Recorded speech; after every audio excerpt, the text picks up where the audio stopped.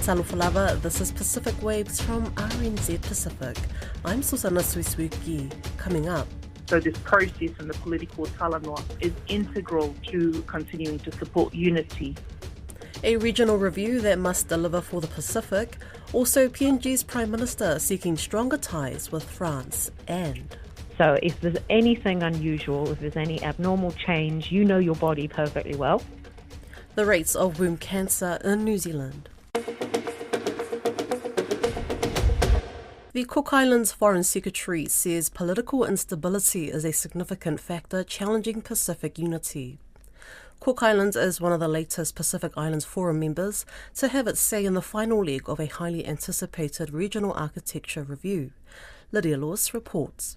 For Cook Islands Foreign Secretary Te Paeru Herman, this is the most important regional reform conversation in a generation. This is where our regional framework, not just our regional organisations, but the way in which we organise ourselves so that we can continue to work on ensuring unity even where we have differences on issues becomes really, really important. And so this process in the political talanoa is integral to continuing to support unity. The review is the leader's response to increasing interest from a growing number of forum dialogue partners wanting a seat and influence at the regional decision-making table. Palau's President Sorangal Whips Jr. has had his say. The high-level representation that's going around interviewing the Pacific leaders from the forum, the three that we've asked, I made it very clear, Palau's position, and to relay it back to Solomon Islands. He says he expects full accessibility for Taiwan at all PIF meetings, including those hosted by nations supporting China. Well, I would expect that Taiwan has full accessibility because this is a PIF event. It's not a Solomon Islands event. If it's a Solomon Islands event, I totally understand. But it's a PIF event. So if any participant cannot get to the Solomon Islands that should be there and they're denied for any reason, then that country, Solomons or Palau, should be denied hosting PIF. Whatever happens with hosting arrangements, Te Paeru Herman says the focus must be on Pacific issues. For the Cook Islands, what's important when the forum gathers is that the priority considerations and discussions are very much on the issues at the forefront of leaders of the Pacific, about the Pacific. Too often, the interest and reporting is on not so much the priorities as leaders articulate, but more about geopolitical issues, including the likes of China and Taiwan. Samoa's caretaker Prime Minister Fiame Naomi Matafa says it's a tough time for the Pacific. Everyone's coming in, every man and his dog coming into the Pacific. And, for small administrations, we have to do our work, but yet, we're having teams from partners and, it's quite difficult to keep focus. When asked whether the Pacific is united, this was her response. We say it is, but in practice, I personally think that there is fragmentation. There's always that conflict between, the collective and the national interests and so forth. So we really do have to be thinking about what is it in regionalism that we want to make sure stays. So I think those conversations really need to take place. The geopolitical situation, Pacific's becoming very contested, it's becoming very congested. Geopolitics isn't the only issue being discussed. Te Paeru Herman says the regional machinery, which includes crop agencies like the FFA and SPC, are also on the table. For example, SPC alone have 10 ministerial bodies now that convene. For a small administration like the Cook Islands, it gets very difficult. Your choice is using your national resources to fully commit and deliver at national level. When you commit to the regional endeavour, you have to allocate some resources to the regional endeavour. For Solomon Islands Foreign Affairs Permanent Secretary Colin Beck, the Regional Architecture Review is an opportunity to deal with undelivered US commitments to the region. We really need to deal with some of the huge gaps that support that have been committed but not delivered. We still need to try to deal with those. So that's why I said some of these things will need a little bit much more faster decision-making process in terms of having a fit-for-purpose regional architecture. The views of all Pacific Islands Forum members are being gathered by a high-level persons group travelling the region. They'll be tabled at the Leaders Summit in Solomon Islands in September. Last week, the Papua New Guinea Prime Minister James Marape was in France for the Oceans Conference and took the chance to strengthen links with the French government. It's resulted in a number of concessions to France, as our PNG correspondent Scott Waide explained to Don Wiseman. From the Papua New Guinea side, we really need to, the government really needs to get resource projects up and running, and the biggest of them all is the Total LNG project, which has been quite slow in being implemented. So the discussions have been ongoing with France. So James Marape used this opportunity to, again, further those discussions. And in between, there's been small attempted trade-offs. I guess the biggest one would have been the offer for a special economic zone dedicated only for French businesses to enter the PNG market and invest. So additional foreign currency coming in, foreign direct investment going into Port Moresby in particular. There was one token of appreciation that got people up in arms, was the changing of the lookout name at the Variarata National Park to Macron Lookout or something. So in between these discussions were these gestures of trying to get France to pay attention to Papua New Guinea. On the French side, France still wants to maintain that its Pacific presence, French Polynesia, New Caledonia, and given the interest in the Pacific, it still wants to remain a major power in the Pacific. Those were the key things that were discussed. Are they expecting or anticipating that Total, for instance, may become involved in other projects as well? That would be good for Papua New Guinea, the government, and I think the Prime Minister has expressed that he's always open to this possibility of having the French play a major role in the resource sector in Papua New Guinea. So that was kind of like the line that he was pushing there. The LNG project is there, but you've got the offer of the SEZ, and there's also a possibility of other things that France can be involved in Papua New Guinea in a big way. So that was the narrative that James Marape was pushing.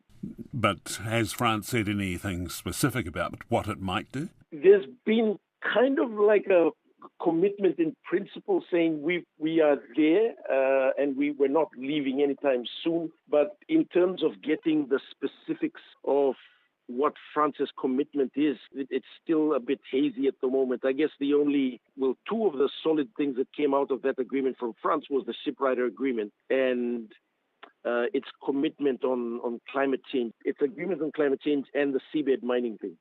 And the shipwriter agreement means what? The shipwriter agreement means there'll be cooperation between Papua New Guinea and France using French resources to patrol PNG waters and assist the government in policing its economic zone.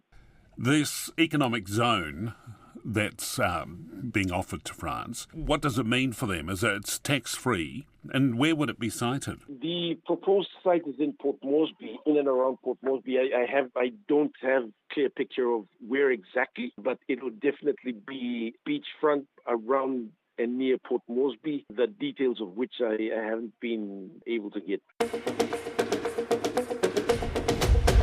Scientists from the University of Auckland are developing tests that will hopefully tackle the rise of womb cancer in New Zealand. A decade ago, about 600 new cases were detected in New Zealand each year, but that's now increased to about 750 a year. Māori and Pacific women have one of the highest rates of womb cancer in the world, and I spoke with Dr. Cherie Blinken. Kia ora, Cherie. First of all, tell me a bit about these tests that you're developing for womb cancer. Yeah, so we're biologists, and what we're doing is developing what we call personalised medicine. It's a fancy term, but what it means is we develop tests, and when I say tests, we're looking for molecules, for example, in the blood or in little biopsies, or one of the projects that we're doing is looking for swabs, so taking self-swabs, much like have been done in cervical cancer. And what we do with these tests is to first, hopefully, pick up the cancer earlier, so these would be screening tests, and second, to pick the right medicine or the right treatment for each patient. So essentially you're trying to develop less invasive tests, is that right? That's right. So what we want to do is move away from quite nasty biopsies that really have to be done pretty much in the hospital or very well-trained people, to moving away into communities so that we can move to these less invasive, or what we call minimally invasive tests. So blood tests, swab tests, much easier to take and much more painless. Before we talk more about these tests, is womb cancer typically aggressive? Well, it is one of those cancer types that actually it can be, but most of the time it's not. And the main thing about it not being nasty is that we can pick it up early. And so women will present with symptoms, and that really means that if they act on those symptoms, that's the key thing, if they act on those symptoms, we can pick up the cancer early, we can treat it early, and this is a type of cancer that can be cured very easily with surgery or really limited forms of drugs. Is it preventable? That's a very interesting question. There have been some trials overseas in trying to prevent the development of endometrial cancer or cancer of the womb, and that really links to one of the underlying causes. And there's been really tight studies that have shown that one of the causes is higher weight or metabolic diseases like diabetes. And what they've shown in these trials overseas is if you treat and you manage those conditions better, then you reduce the likelihood of those women developing endometrial cancer. With higher weight, as you've mentioned, is that one of the reasons why Māori and especially Pacific women have one of the highest rates of womb cancer in the world? Yeah, we believe so. We need to do a bit more work and to have a look at the numbers, but the studies that are out there suggest that is really one of the main causes of some of the increases that we're seeing, particularly in New Zealand, for the increased number of people who are being diagnosed each year. And unfortunately, that really is hitting the Pacific and Māori communities, yeah. How many Pacific women die from womb cancer, do you know? Off the top of my head, no. It's one of those cancers that, like I say, if you pick it up early, it can be treated very easily. I say easily, but with surgery, so that it is curative. And so, unlike other forms of cancer, for example, lung cancer, bowel, where a lot of women in particular will die from those cancer types, endometrial cancer isn't as lethal. So it would be a handful a year, if that. So just coming back to these tests that you're developing, when are you hoping for it to be available? So some of the tests that we're developing, we hope that they're going to be first cabs off the rank. We hope that some of them will be, we're working quite closely with the hospital labs to get those established and really to get New Zealand up to speed with tests that should be available already. So that should be in the next year. And then we've got other tests that are a little bit more discovery-based. We are really trying to set those up and see if we can find new targets for these tests. And so that can take much longer. But we would really hope that if those results are looking promising, we could get those out in probably, I would hope in the next decade. It seems like a long time, but science takes a while. And what age bracket will be eligible for these tests? So anybody who's got a suspicion of endometrial cancer will be able to access these tests. So they will be done. The first test that we'll be hoping to have available will be done for routine testing. So that's women who have already presented with endometrial cancer. And then with screening, if we get to the point where our screening tests are looking very positive, then it will really depend on the benefit that we see. So at what point are we picking up enough women to be able to fund, much like the breast cancer screening, the cervical cancer screening have got age brackets. I would probably imagine that we would be hoping to offer this screening, if successful, to women who are about the age of 45 upwards. I don't think I've asked you this before, but what are some of the typical symptoms of womb cancer? Yeah, so the symptoms of womb cancer, we're very lucky. It's one of those cancer types that has very obvious symptoms.